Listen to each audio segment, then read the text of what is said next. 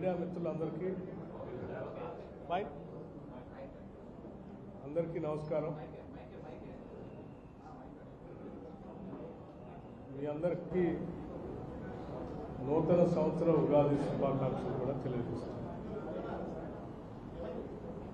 మీ ద్వారా జిల్లా ప్రజలకి, ప్రపంచవ్యాప్తంగా ఉన్నటువంటి తెలుగు వాళ్ళందరికీ కూడా నూతన సంవత్సర ఉగాది శుభాకాంక్షలు తెలియజేస్తూ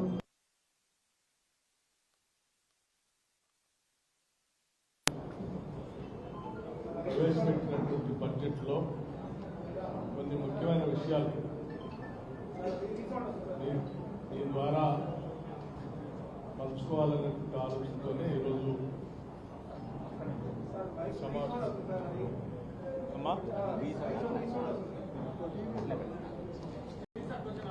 దూరంగా పెట్టుకుని సార్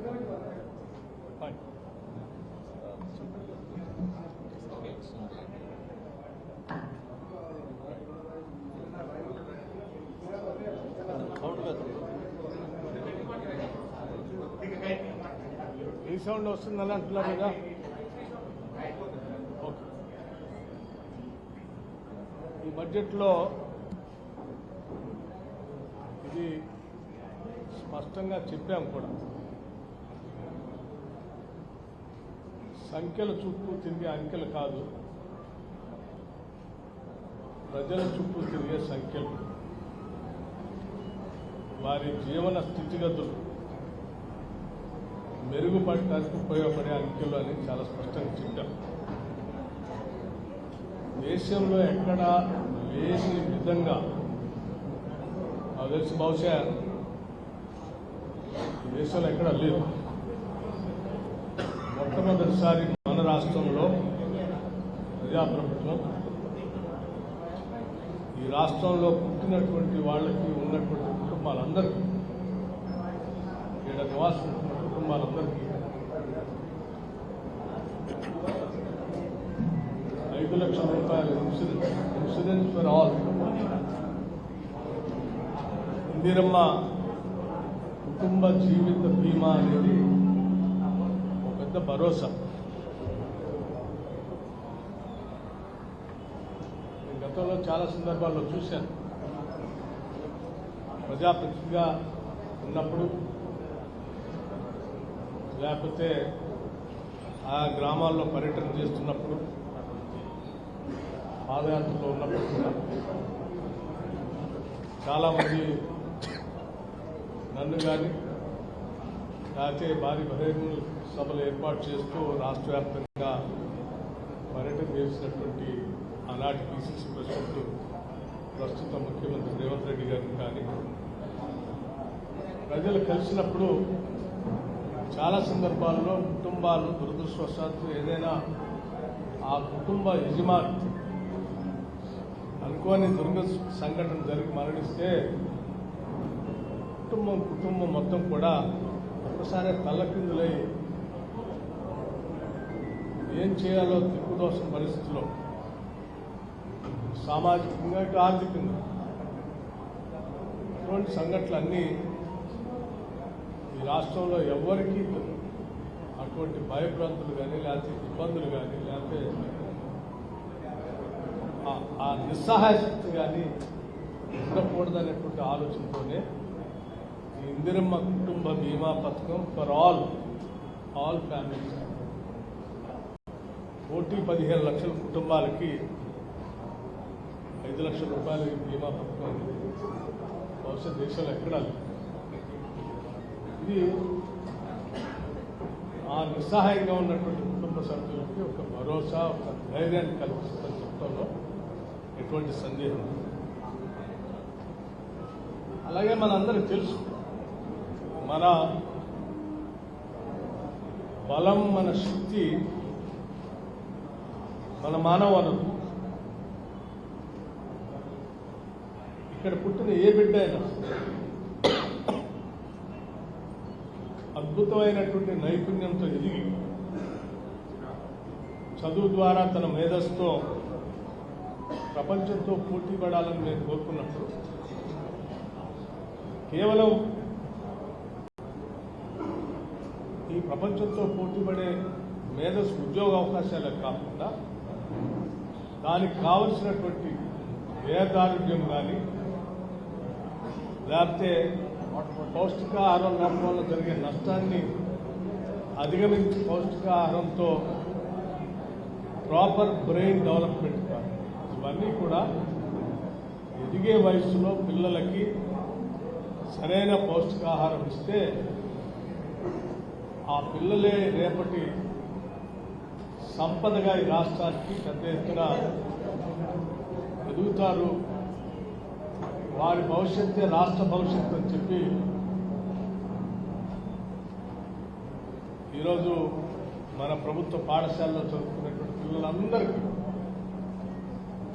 అల్పాహారంతో పాటు వారంలో 6 రోజులు 3 రోజులు పాలు, మరొక 3 రోజులు రాగి జావా చేయడం 6 రోజులు అంటే ఆదివారం సెలవు ఉంటుంది కాబట్టి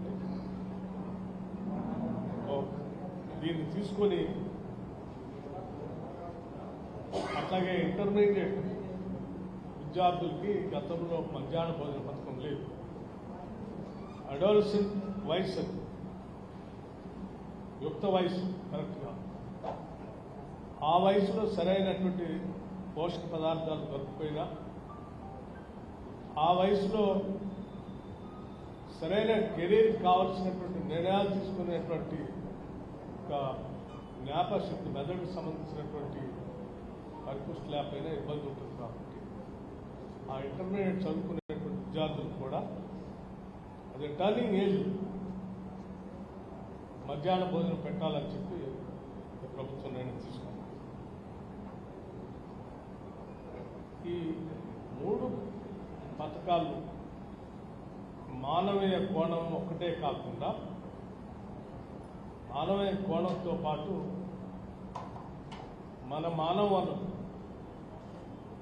మనమే సానబట్టి వజ్రాల్లాగా తయారు చేసుకొని అత్యంత విలువైన సంపదగా మార్చుకునే క్రమంలో ఈ రాష్ట్ర ప్రభుత్వం తీసుకొస్తున్నటువంటి పథకాలు. మనకు తెలిసిందే, గతంలోనే ఈ రాష్ట్రంలో ఉన్నటువంటి ఏ కుటుంబం కూడా ఇల్లు లేకుండా ఉండటానికి వీల్లేదని చాలా సందర్భాల్లో ఎన్నికల కంటే ముందు చెప్పాం, తర్వాత కూడా రాగానే ఇందిరమ్మ ఇళ్ళని 5 లక్షల రూపాయలతో శాంక్షన్ చేసాం. 4,50,000 ఇళ్ళని కేవలం శాంక్షన్ చేయడమే కాదు, వారికి నిర్దిష్టమైన క్యాలెండర్ కూడా పెట్టాం. మీరు త్వరితగతిన కట్టుకోవాలి ఇల్లు, మీరు కట్టుకుంటా ఉంటే వారానికి ఒకసారి బిల్లులు కూడా ఇస్తాం. అంటే ఎంత తొందరగా వాళ్ళు ఇల్లు నిర్మించుకొని గృహప్రవేశం చేసుకొని ఆత్మగౌరవంతో నా ఇల్లులో నేను ప్రవేశించాలనేటువంటి ధైర్యాన్ని ఎంత వీలైతే అంత తొందరగా కల్పించాలనే లక్ష్యంతోనే ఈ ప్రభుత్వం ముందుకు పోతాం. సో మీ ద్వారా నేను రాష్ట్రంలో ఇప్పటికీ శాంక్షన్ చేసిన ఇందిరమ్మ లబ్ధిదారులందరికీ కూడా విజ్ఞప్తి చేస్తూ ఉన్నాను, త్వరగా మీ ఇళ్లను మీరు నిర్మాణం చేసుకుంటూ ముందు పోండి. వాటికి సంబంధించిన బిల్లుల్ని వారం ఇచ్చే బాధ్యత ఈ రాష్ట్ర ప్రభుత్వం. ఎక్కడా మీరు బిల్లుల గురించి ఆందోళన చెందాల్సిన అవసరం లేదు. ఇప్పటికీ మనం ఆ పద్ధతిని ఎస్టాబ్లిష్ చేశాం. మీరు త్వరగా పూర్తి చేసుకుని గృహప్రవేశాలు అయితే ఈ సంవత్సరం కూడా మరొక 1000 ఇళ్ళు నియోజకవర్గానికి ఇవ్వాలనేటువంటి ఆలోచన కూడా ప్రభుత్వం చేస్తుంది. ఎందుకనంటే ఇది ఒక ఉన్నతమైనటువంటి ఆలోచన. ఈ సమాజం, తెలంగాణ సమాజంలో బడ్జెట్ సమావేశంలో కూడా చెప్పారు స్పష్టంగా, తెలంగాణ రాష్ట్రంలో పుట్టడం, తెలంగాణ రాష్ట్రంలో జీవించడం నా అదృష్టం అనే స్థాయిలో ప్రతి కుటుంబం కూడా ఉండే విధంగా కావాల్సిన అన్నీ కూడా ఈ రాష్ట్రంలో ఏర్పాటు చేస్తున్నామని చెప్పాం. ఇల్లు లేకపోతే ఇల్లు కట్టించే కార్యక్రమం, అందులో పిల్లలు చదువుకుంటా ఉంటే చదువు కావాల్సినటువంటి వ్యవస్థలన్నింటినీ ఏర్పాటు చేయడం, ఇంగ్లీష్ మీడియంతో కూడినటువంటి విద్యాబుద్ధులు, young India integrated residential schools, already ఉన్నటువంటి రెసిడెన్షియల్ స్కూల్స్లో కావాల్సినటువంటి డైట్ ఛార్జెస్ 40% పెంచడం, అవి కాకుండా నూతనంగా ప్రతి శాసనసభ నియోజకవర్గానికి మరొక తెలంగాణ మోడల్ పబ్లిక్ స్కూల్ని శాంక్షన్ చేయడం, ఇవన్నీ ఈ రాష్ట్రంలో ఉన్న కుటుంబాల సంబంధించిన పిల్లలకు సంబంధించి విద్యకు సంబంధించి ఎక్కడా ఏ ఇబ్బంది లేకుండా, అంటే ఆ పాఠశాలకు పోతే పాఠశాలలోని అల్పాహారం, పాఠశాలలోని మధ్యాహ్న భోజనం, పాఠశాల పోవటానికి కావాల్సిన పుస్తకాలు, డ్రెస్సు, పెన్ను, రబ్బరు, యూనిఫామ్తో సహా అన్నీ ఇచ్చి తన చదువుకున్నంత కాలం చదివించడమే రాష్ట్ర ప్రభుత్వం చదివిస్తూనే ఉంటాం. ఇల్లు లేచి ఇల్లు కట్టిస్తాం. పని లేనటువంటి వాళ్ళకి పని కల్పించేటువంటి ఎన్ఆర్ఈజీ స్కీమ్ని భారీగా ముందు తీసుకొని పోతాం. ఆ ఇంట్లో ఉన్నటువంటి వాళ్ళందరికీ ఆహార భద్రత కల్పిస్తూ 1,15,00,000 కుటుంబాలు ఈ రాష్ట్రంలో ఉంటే 1,06,00,000 కుటుంబాలకి ఇవాళ రేషన్ కార్డులు ఇచ్చి ప్రతి మనిషికి 6 కేజీల లెక్క కట్టి సన్న బియ్యాన్ని పంపిణీ చేస్తాం. అంటే ఆహార కొరత లేకుండా, ఇంటితో పాటు ఆహార కొరత లేకుండా చూస్తున్నాం. పిల్లలు చదువుకోవడానికి కావాల్సిన వ్యవస్థని ఏర్పాటు చేస్తాం. దురదృష్టవశాత్తు ఏదైనా ఏర్పడితే ఆ ఇన్సూరెన్స్ కార్యక్రమాన్ని కూడా ఏర్పాటు చేస్తాం. అంటే ఒక భరోసాని, ఒక నమ్మకాన్ని, ఒక ధైర్యాన్ని ఈ రాష్ట్రంలో ఉంటే మా అవసరాలన్నింటినీ ఈ ప్రభుత్వం జాగ్రత్తగా చూసుకుంటుందనేటువంటి నమ్మకాన్ని, ఒక వ్యవస్థను ఏర్పాటు చేసింది. అలాగే ఈ ప్రజల కోసం పనిచేసేటువంటి ఉద్యోగ వ్యవస్థను కూడా వదిలిపెట్టకుండా వాళ్ళ కోసం కూడా కొన్ని దశాబ్దాలుగా ఎదురు చూస్తూ ఉన్నారు. వాళ్ళు క్యాష్లెస్ హెల్త్ కార్డ్ కోసం, ఆ క్యాష్లెస్ హెల్త్ కార్డ్ ఆ ఉద్యోగస్తులకి, వారి మీద ఆధారపడి ఉన్నటువంటి కుటుంబ సభ్యులందరికీ, డిపెండెంట్స్తో సహా కలిపి ఈ క్యాష్లెస్ హెల్త్ కార్డ్ని మొట్టమొదటిసారి ఈ రాష్ట్రంలో తీసుకొచ్చారు.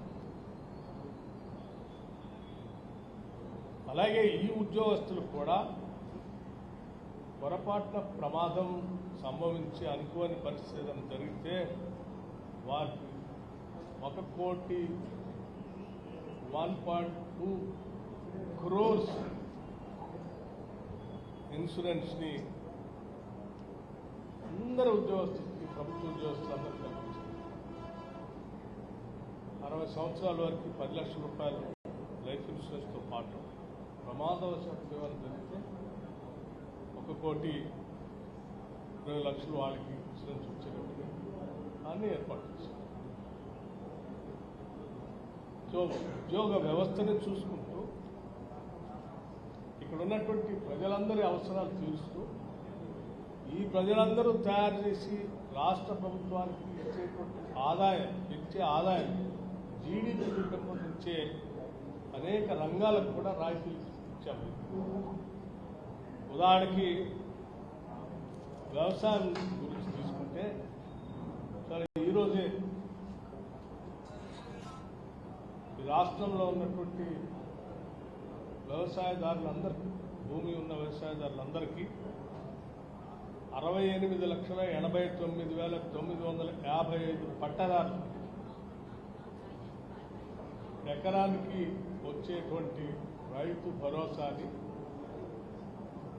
3,446.94 కోట్ల రూపాయలని ఈరోజు వారి అకౌంట్స్లోకి జమ చేసేటువంటి కార్యక్రమాలు కూడా చేశారు. ఇలా 45 నుంచి 45 రోజుల్లో రైతు భరోసా 3 దఫాలుగా అందరి అకౌంట్లో వేసేటువంటి కార్యక్రమాలు కూడా ఒక వ్యవస్థని ఏర్పాటు చేసుకొని ముందుకు పోతాం. అలాగే మన బిడ్డలు చదువుకొని ఈ ప్రపంచీకరణలో, గ్లోబలైజేషన్లో జరిగినటువంటి ఆటోమేషన్ ద్వారా కానీ, వచ్చినటువంటి అడ్వాన్స్డ్ మెషినరీలో కానీ తర్ఫీదు పొంది ఆ స్కిల్స్తో ఉద్యోగ అవకాశాలు పొందడానికి రాష్ట్ర ప్రభుత్వం స్కిల్ యూనివర్సిటీ పెట్టింది. ఆ స్కిల్ యూనివర్సిటీకి ప్రతి శాసనసభ నియోజకవర్గంలో ఒక అడ్వాన్స్డ్ టెక్నాలజీ సెంటర్స్, గతంలో ఉన్నటువంటి ఐటీఐస్ 64, 65 ఉంటే వాటిని అప్గ్రేడ్ చేయడంతో పాటు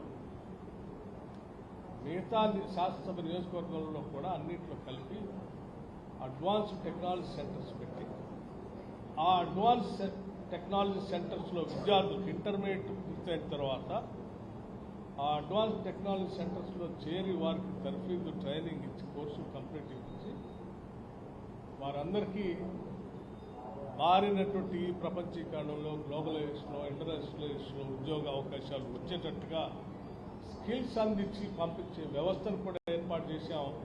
ఈ అడ్వాన్స్ టెక్నాలజీ సెంటర్స్లో చేరేటువంటి విద్యార్థులు ప్రతి విద్యార్థికి 2,000 రూపాయలు స్కాలర్షిప్ ఇచ్చేటట్టుగా కూడా ఏర్పాటు చేశాం. అట్లాగే సీఎం ఓవర్సీస్ ఎంప్లాయ్మెంట్ ప్రోగ్రామ్ అని ఇంకోటి పెట్టింది. మన దగ్గర ఉన్నటువంటి మానవ వనరులు ప్రపంచవ్యాప్తంగా మంచి డిమాండ్, ఆయా దేశాల సంబంధించిన భాష నేర్చుకోవటం, ఆయా దేశాలకు వెళ్ళటానికి కావాల్సినటువంటి వ్యవస్థ గ్రామీణ ప్రాంతం నుంచి వచ్చిన విద్యార్థులకి తెలియనటువంటి పరిస్థితుల్లో ఉంటే ఆ ఎంబసీలతో కోఆర్డినేట్ చేయటం, వాళ్ళకి పోవటం కోసం కావాల్సిన తర్ఫీదు ఇవ్వటం, టామ్కామ్ అనేటువంటి ఒక ఇన్స్టిట్యూట్లు పెట్టి ఆ వ్యవస్థ ద్వారా వీళ్ళందరికీ ట్రైనింగ్ ఇప్పించి కావాల్సిన పాస్పోర్ట్లు, వీసాలు ఏర్పాటు చేయడమే కాకుండా వాళ్ళకి ఓవర్సీస్ ఎంప్లాయ్మెంట్ ప్రోగ్రామ్, ఓవర్సీస్ అంటే ప్రపంచంలో ఉన్నటువంటి అనేక దేశాల్లో ఉద్యోగ అవకాశాలు పొందడానికి కావాల్సిన ఒక వ్యవస్థను కూడా ఏర్పాటు చేశారు. సో ఇది ఈ రాష్ట్రంలో ఉన్నటువంటి విద్యార్థుల కోసం, అంటే చదువు నేర్పటం ఒక్కటే కాదు, ఆ చదువుతో పాటు అవకాశాలు కూడా చూపించేటువంటి వ్యవస్థని చూపించి నిరుద్యోగ యువకుల ఆశలు వాళ్ళని నిజం రూపంలో తీసుకురావడం కోసం ఈ కార్యక్రమాలను చేపట్టారు. ఇది విద్యకు సంబంధించి. ఇక ఆరోగ్యానికి సంబంధించి చూస్తే కూడా ఇప్పటికే మనం 10 లక్షల రూపాయల వరకు రాజీవ్ ఆరోగ్యశ్రీ పథకాన్ని తీసుకొని వచ్చాం. అట్లాగే రాష్ట్ర వ్యాప్తంగా కూడా మల్టీ స్పెషాలిటీ హాస్పిటల్స్ని పెద్ద ఎత్తున త్వరితగతిన పూర్తి చేసి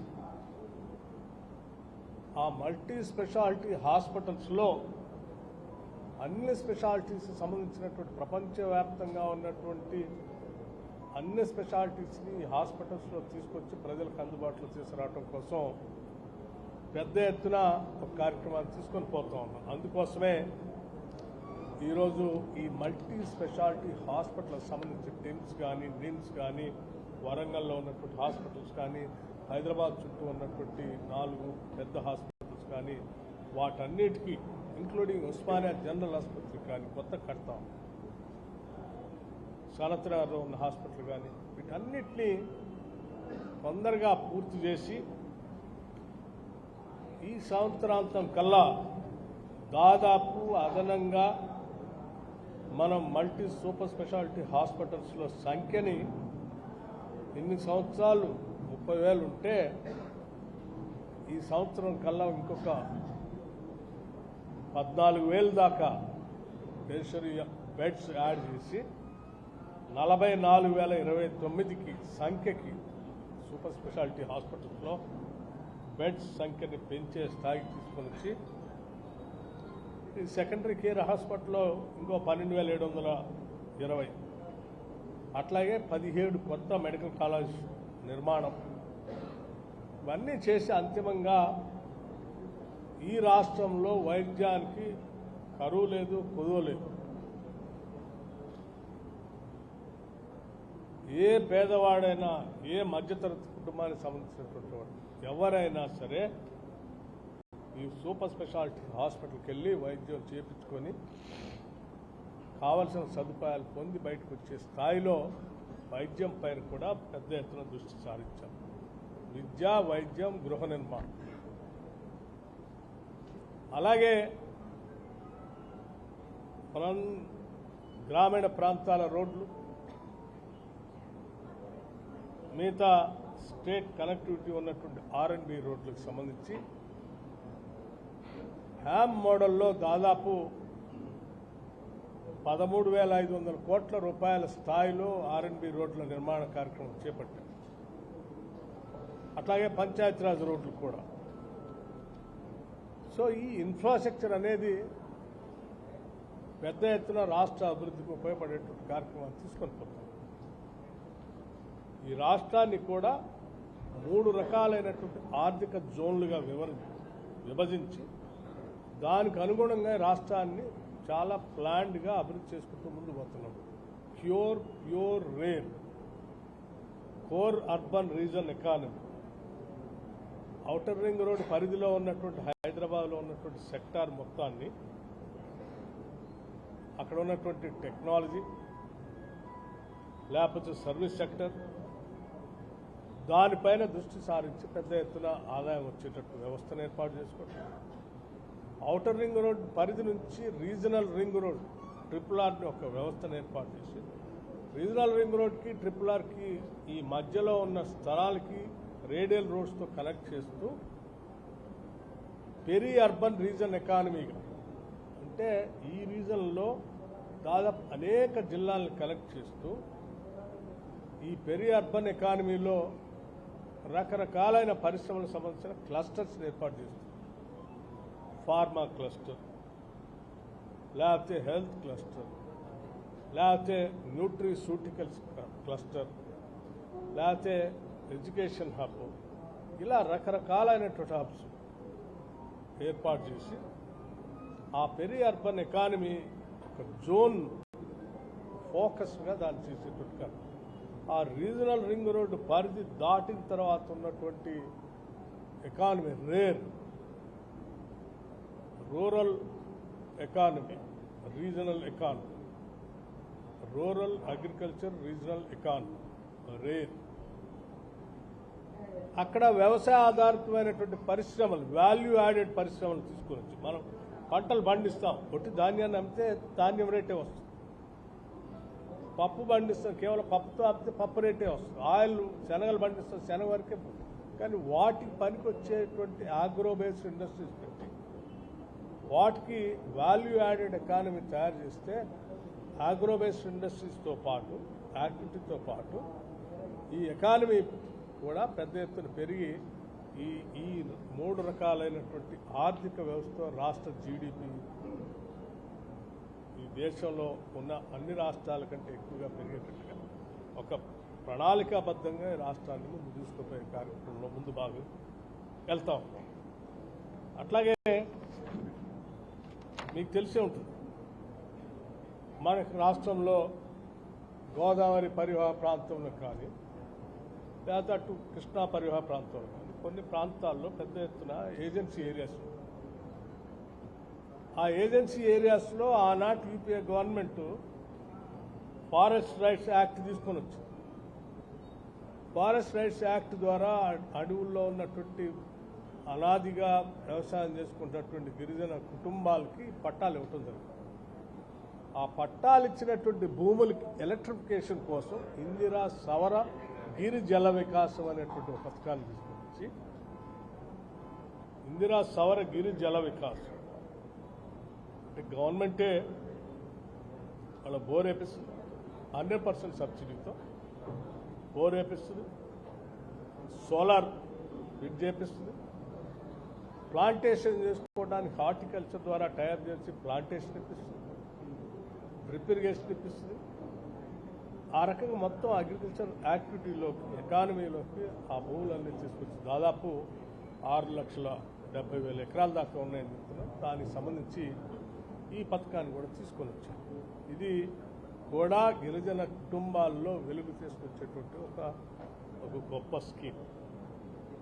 ఇక వ్యవసాయ రంగానికి సంబంధించి ఎట్లా చెప్పే రైతు భరోసాతో పాటు బోనస్ ఇచ్చేటువంటి కార్యక్రమం ప్యాడీ పండించే రైతులకి ఒక్కొక్క ఎకరానికి 2 సీజన్స్ చూసుకుంటే దాదాపు ఒక్కొక్క ఎకరానికి 25,000 రూపాయల దాకా వాళ్ళకి బోనస్ రూపేణా వచ్చే స్థాయిలో ఈ కార్యక్రమం జరుపుతాం.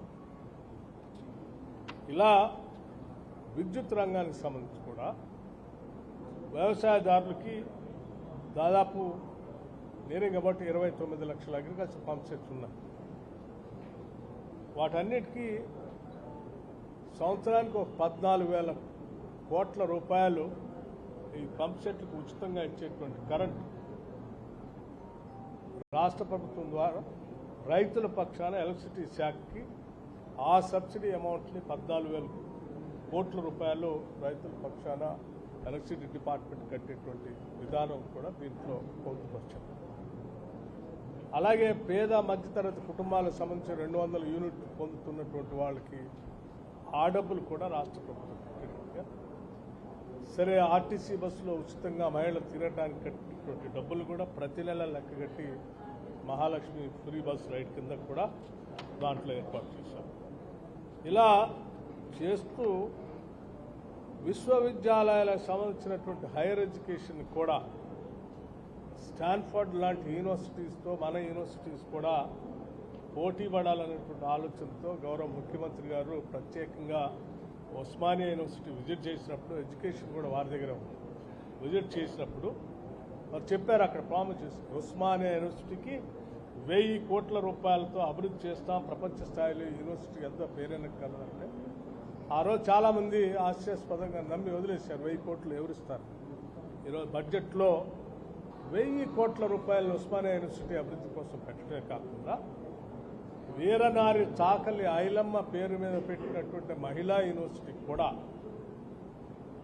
గత సంవత్సరం 500 కోట్లు ఇస్తామని చెప్పి వారికి ఆ ఫైనాన్షియల్ ఇయర్లో లాస్ట్ ఇయర్లో వారి డెవలప్మెంట్ కోసం ఖర్చు పెట్టిన 100 కోట్ల పోను మిగతా 400 కోట్స్ యాజిటీస్గా మళ్ళీ వారికి కేటాయించాం. అంటే 500 కోట్లు వారికే కేటాయించి వదిలే మిగతా యూనివర్సిటీస్ కూడా అదే స్థాయిలో నిధులు కేటాయిస్తూ యూనివర్సిటీ స్థాయిలో విద్యను కూడా పెద్ద ఎత్తున ప్రపంచ స్థాయిలో ఉన్న యూనివర్సిటీస్తో మన యూనివర్సిటీస్ కూడా పోటీ పడే స్థాయిలో తీసుకురావడం కోసం ఆ ఏర్పాట్లు కూడా చేశాం.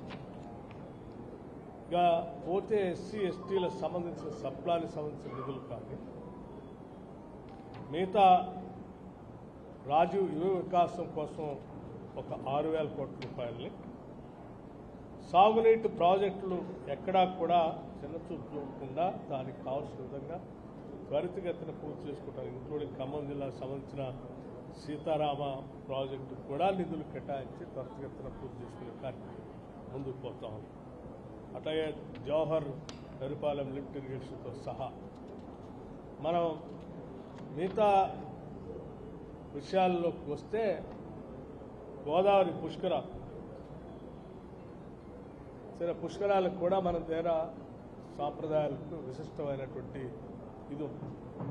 సో ఈ గోదావరి పుష్కరాల కోసం అప్పటికప్పుడు ఆవేశపడకుండా ముందు నుంచే ప్లాన్ చేసుకోవాలనే ఆలోచనతో ఈ సంవత్సరం నుంచే ఒక క్యాబినెట్ సబ్ కమిటీని కూడా వేసి దానికి కావాల్సిన విధంగా ఎన్విరాన్మెంట్ డిపార్ట్మెంట్కి ఆధ్యాత్మికత కోసం మొట్టమొదటిసారి 440 కోట్ల రూపాయలు కేటాయించారు. ఈ గోదావరి పుష్కరాల్లో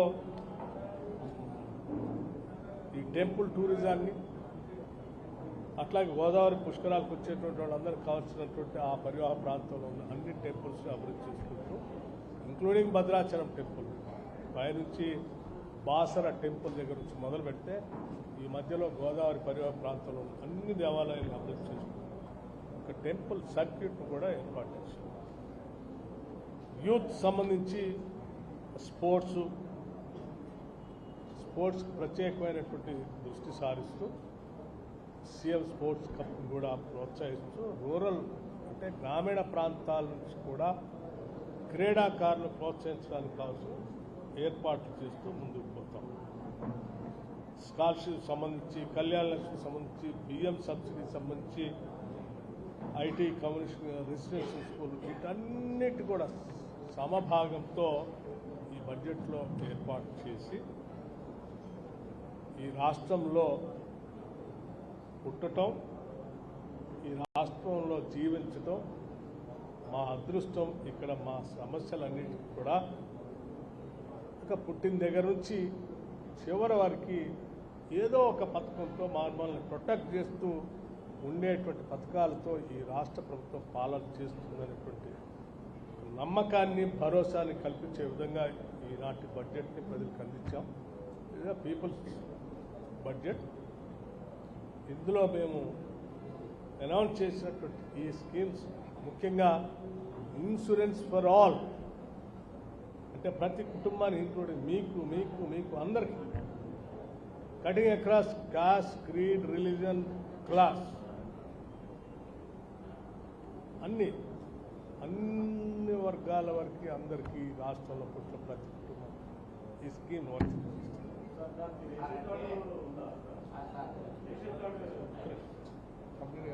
నేను చెప్పేదాన్ని స్పష్టంగా వినండి దయచేసి.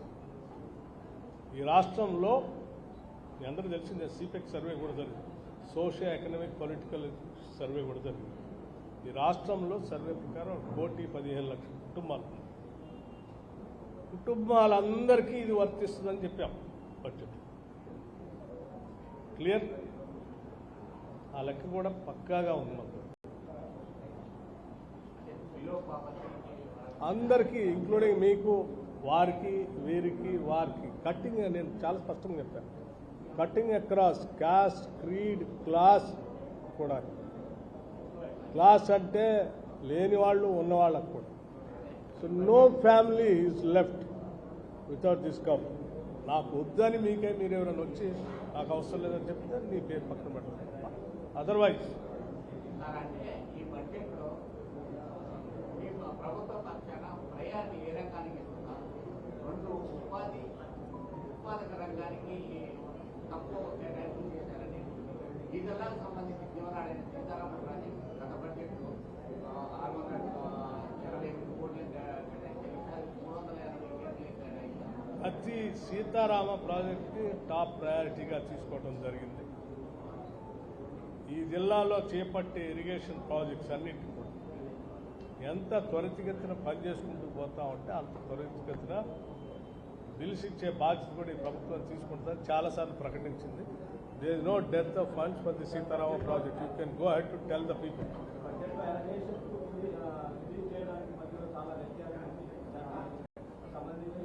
సరే సరే కొన్ని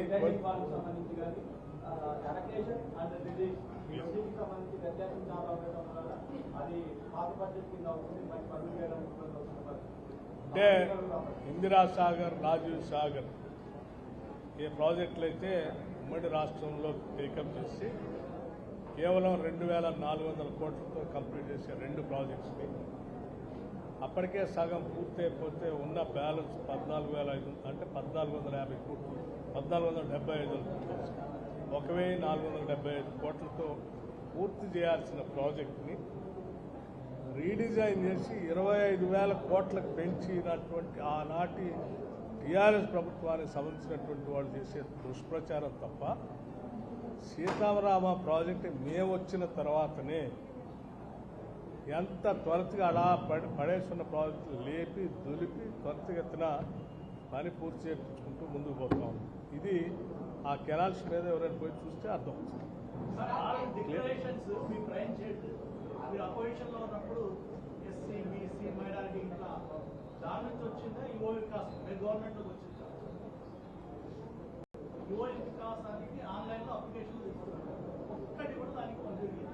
చేస్తున్నాం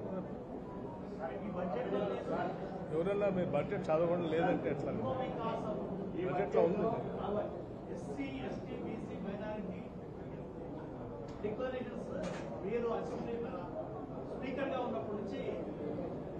బడ్జెట్లో 6,000 కోట్లు పెట్టాము. మీరు ఒకసారి my request is please go through the budget. ఈ సంవత్సరం లాస్ట్ ఇయర్ ప్రాసెస్ చేస్తూ ఉన్నారు అవన్నీ. ఏమ్మా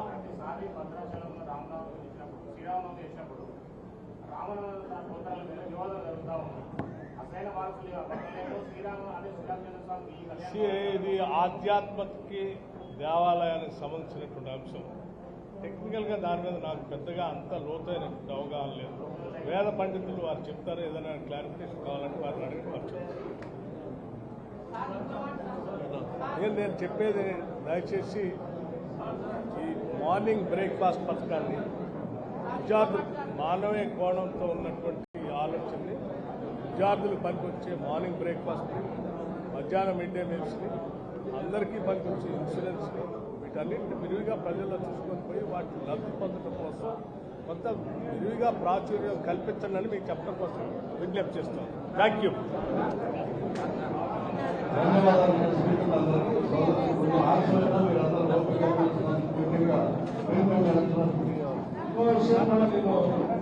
మహిళలకు సంబంధించి కూడా వడ్డీ లేని రుణాలకు సంబంధించి